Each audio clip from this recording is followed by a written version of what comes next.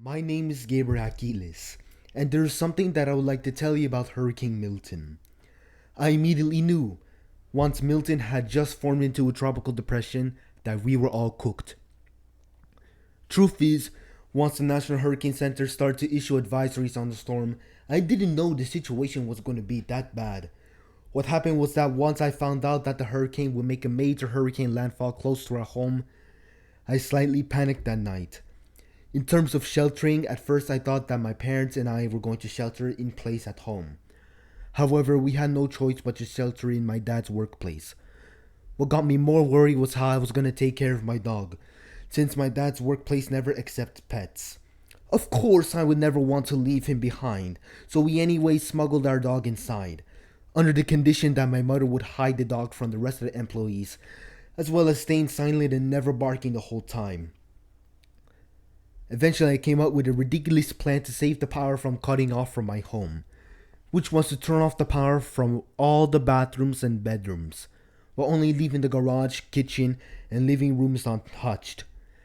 Eventually, my parents agreed to do so, the same thing with me.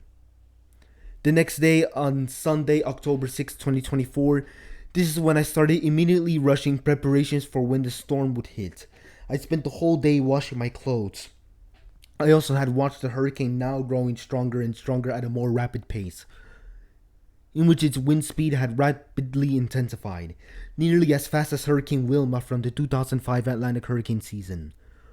Meanwhile, my mother spent nearly the whole day buying emergency food for the times in when we would shelter in my dad's workplace. By Monday, my parents and I were already packing our clothes, hygiene products, food and water, as well as moving our outdoor plants indoors in order to prevent plant life loss. That, along with moving the outdoor benches and chairs indoors, also to prevent damage from the hurricane. And at this same day would be when the hurricane peaked in intensity at 180 miles per hour with a pressure of 897 millibars. That's almost as intense as the 1935 Labor Day hurricane, in which it had a wind speed of 185 miles per hour and a pressure of 892 millibars. So anyways, moving along. So far this whole time, I thought that the hurricane would move quickly and make a landfall in Tampa, Florida, on Wednesday at 7 p.m. early in the evening. So I for a time thought that we would start sheltering in my dad's workplace on Tuesday late afternoon. However, the unfortunate part was that my dad numerous times called his manager, and throughout the day my dad kept saying to me, "The room is not ready yet. Alright, now the room is ready. Never mind, the room is not ready yet. The room is finally ready. Never mind, the room is not ready yet. The door's broken and still not finished cleaning yet." These words got me confused and stressed out because I thought that we would never be able to make it to the shelter and that we would have to suffer at home. That same evening would be when the hurricane reached its second peak intensity at 165 miles per hour with a pressure of 902 millibars. Then, starting at 11:50 p.m. that night, will be when I start to finally begin time-lapsing for over 35 hours non-consecutively, switching between my GoPro Hero 7 Silver and my phone to charge back and forth. Because of this, I had a hard time sleeping, knowing that I had to stop recording before the battery depletes. As a result, unfortunately, I only slept for 6.5 hours that night. By that time, my parents decided to first have breakfast at home. However, I was trying my best to convince my parents to have breakfast outside at Wawa to save time, which is something that my parents refused. Because of their decision, we lost 1 hour of spare time to flee. Not only that, but my parents were far from finished from packing their belongings, which took the second half of that said hour. Finally, before we left the house, I and my parents filled up the bathtubs with water to prevent the toilets from breaking down, and then finally unplugging the internet in our computers.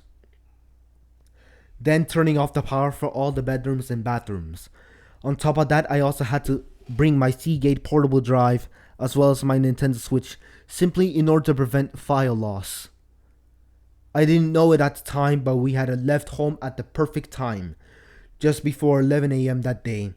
That would be when the hurricane started to finally affect Florida. By that time, we had already unpacked and finally settled in. I resumed time lapsing.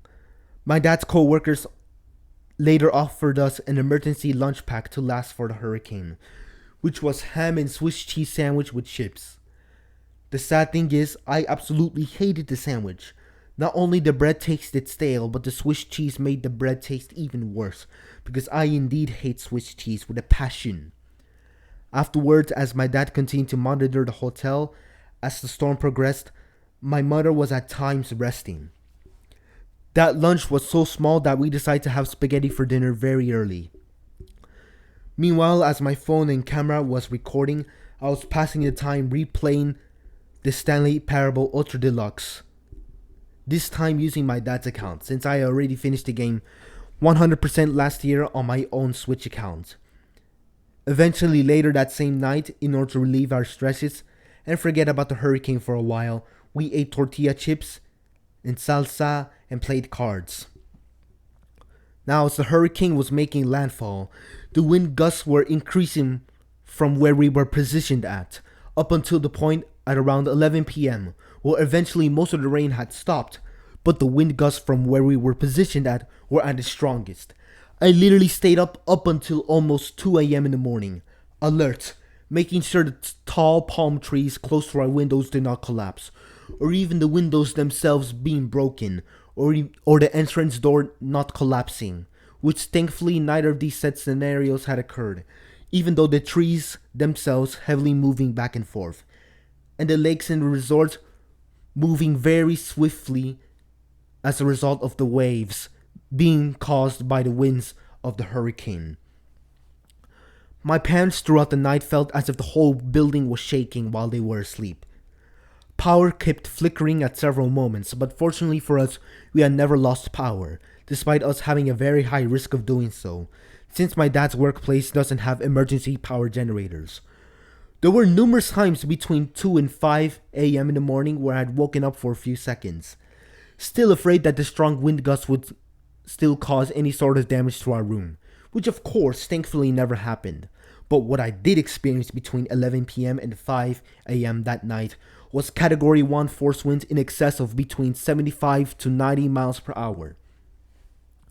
We were positioned at the eye wall of the hurricane at that specific time period, and even in those times when some of the strongest tornadoes spawned from the hurricane were taking place, fortunately for us, we did not experience any sort of tornadoes near our area, out of the 38 that had been reported throughout the whole ordeal. After 5 a.m., once the hurricane had started to finally move away from Florida, this will be when I was finally able to sleep for only a solid 5 more hours, as the wind gusts and rain, meanwhile, were now slowly simmering down from where we were positioned at. Also, by that time will be when the hurricane was already quickly becoming extratropical. The tropical storm force wind fields increased as a result of the extratropical transition. By the time the hurricane finally became extratropical at around 2 p.m. that same afternoon, the sky was now starting to finally slowly clear up, and the rain and strong wind gusts were now finally over. By the time we were finally already finished with lunch, this would also be when I decided to walk around the resort looking for leaves and branches thrown into the ground as a result of the wind and rain. The artificial beaches at the resort deeply flooded, and several trees deeply slanted. Thankfully, no major property loss nor power outages had occurred in my dad's workplace.